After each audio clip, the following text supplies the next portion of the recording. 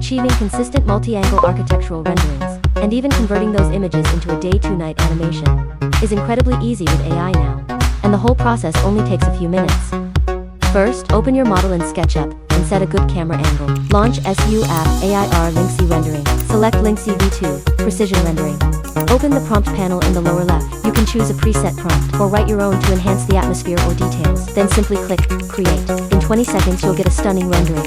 Next, switch to another building angle. Open Link C rendering again and capture a new snapshot. The previous parameters will be applied automatically. Just click Create. Compare the two results. The style and details remain perfectly consistent.